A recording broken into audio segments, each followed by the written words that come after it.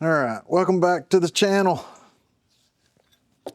I got two rollers here off of, this is the original roller off of an Agrimetal Vac 4000. So it's got a bearing on each end. This bearing is going bad.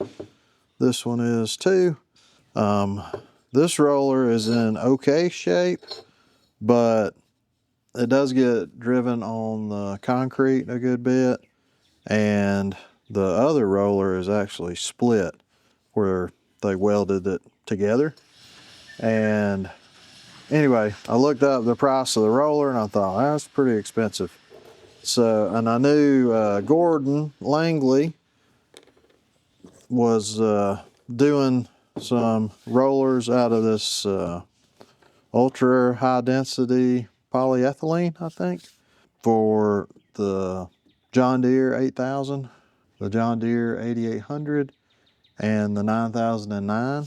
So I was wondering if he could make anything for the Agrimetal Vac.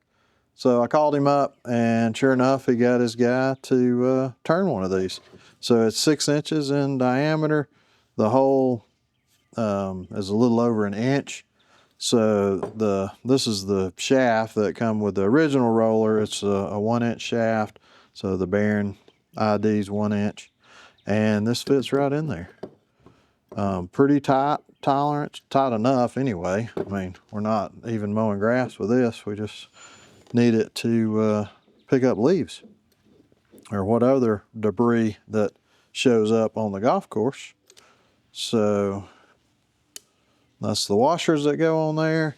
This is the bracket that it goes in off the vacuum. So I don't see any reason why this isn't going to work.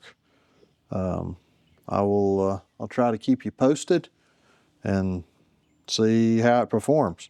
But this stuff, I know it's really, really tough and durable, you know, for running on asphalt and that kind of stuff. So I'm excited to try it out. Until next time, see you, bye.